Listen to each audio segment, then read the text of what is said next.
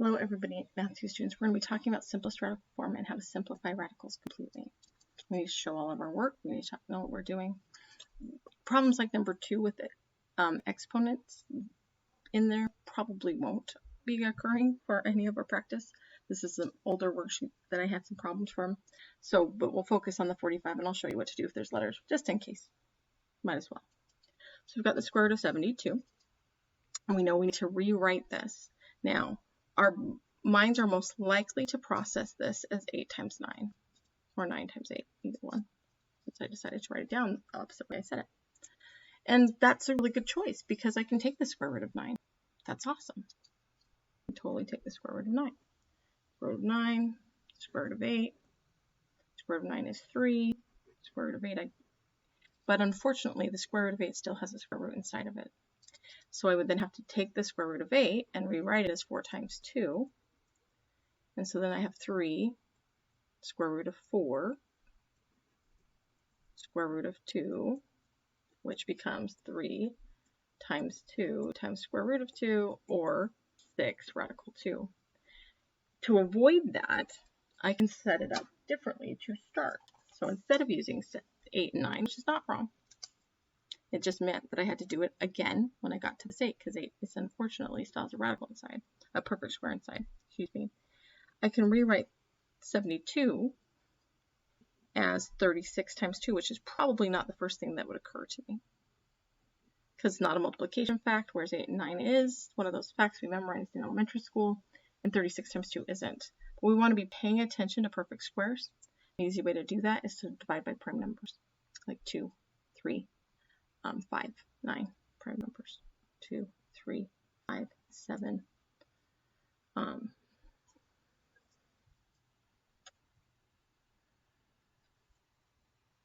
Okay, so sorry for that interruption. So I can break it up like this, and then I can just take the square root of 36 times the square root of 2, which is 6 radical 2. Much faster way to get to my answer. But if you go this route, you're not incorrect. You just have to do more work. And the less work, the better, right? Less, but less is more. So for 45, this next one, we're going to deal with the 45 and then the x's. So we're actually going to treat them all separately. We've got the square root of 45, the square root of x to the 6th, and the square root of y to the 5th. Okay, and again, this may or may not be, I don't think we'll be doing much. This will not be tested, but it's here. And it could be on like a state exam that you might have to take someday at, third year of mathematics, high school math. So 45 is 9 times 5, again, prime number, 5. Definitely doesn't have a perfect square in it, and 9 is a perfect square, so good choice. X to the 6th, that's a little weird. We'll get back to that. So we'll just continue with this. Square root of 9 is the square root of 5. So the square root of 9 is 3, the square root of 5, I don't know. So that's what the 45 does, just like what we've been doing. So what is the square root of x to the 6th? So in other words, what number did I use? Well, I'm looking at letters. So if we think about what this means, and this is where it gets all screwy, so which is why we aren't really going to focus on this as much. But I'm thinking of what did I multiply together, right? So x to the 6th means x, x, x, x, x, x. 6 x's. And so to make them even, group them, must have been x cubed times x cubed. So the square root of x to the 6th, all I have to do is take half of the 6, because since I'm square rooting, what number did I use twice? Was x cubed times x cubed. And so the square root of x to the 6th is x cubed. Okay, to the 5th power, since that's odd, we're going to have to change that. And so we would do the square root of y to the 4th times y. Now, the square root of y to the 4th is y squared. The square root of y we don't know. So those are my 3 things. We'll put them back together. So we'll put the things that are out of the radical first. So we've got 3 x cubed and y. And inside my radical is 5. Nothing from this, and y from that. And there's my answer. And again, as far as the letters are concerned, if you didn't understand that, it's okay. I'm not doing letters on your test. We're not doing letters in different things. We won't be dealing with letters very much this year. Okay, So like I said, I just wanted to kind of give you a heads up on those. Now I'd like you to go ahead and try 5 and 6, and I know they go out of order. That's because I'm going to do fractions, which are 3 and 4. Put the fractions together in a minute. So go ahead and pause this. Let's see if you can figure out the answer to 5.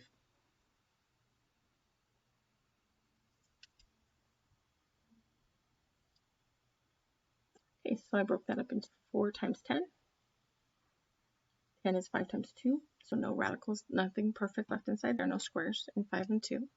So the square root of 4 is 2, the square root of 10 is right there. I'm finished. Okay, try number 6. And so square root of 52 is 4 times 13. Really one of those harder ones. You might have gotten 2 and 26, but neither of those is a nice square, but 26 is still even. So that's a clue that there's another 2 in there. And so, like maybe you went this way. Then you have to break apart the 26. And that's really just 4. Okay. All right, so that's that. Let's try some new examples, ones we haven't talked about.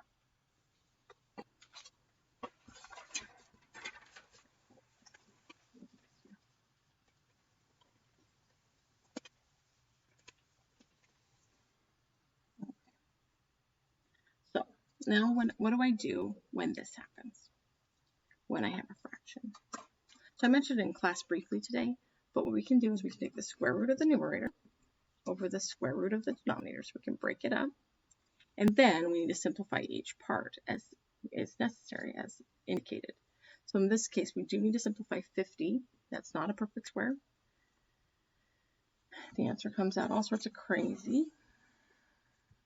50 is 2 times 25, though. I think of quarters. 25 is a perfect square. Square root of 9 is 3. And so the square root of 25 is 5. The square root of 2 I don't know. And the square root of 9 was 3. And there's my answer. Okay.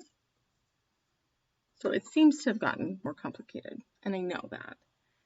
But 5/3 times radical 2, if you will. Think of it like that. And so it is a little simpler. 98 and 25. Again, square root of numerator. Square root denominator. Numerator 98 is 2 times 49. Gotta love 49. Square root of 25. So square root of 2 I don't know. Square root of 49 is 7. Square root of 25 is 5. Yeah. Okay. So the hardest it'll be is if you have to then radical. So the ones we did in class today, where we are in class on Monday or Tuesday, where we had to take the radical out of the denominator, we don't have to deal with that because we didn't end up with a radical in our denominator. But if, like these had switched places, then I would have to move that 2 out. Not really getting into that today. We're just kind of making sure we understand this. So, to practice, please go ahead and do 9, 7, and 8. Try 7 first. All right, so I've written this square root of 49 over square root of 196. The square root of 49 is 7. The square root of 196 is 13. I found those on my calculator. Whoa, where? 7 and 13. Okay, so that's that. That's all there was to that one. That was so easy. Try number 8. All right, so square root of 32 over square root of 9. 32 is 2 times 16. The square root of 2 is the square root of 2. The square root of 16 is 4. The square root of 9 is 3. All done. That's really all there is to it.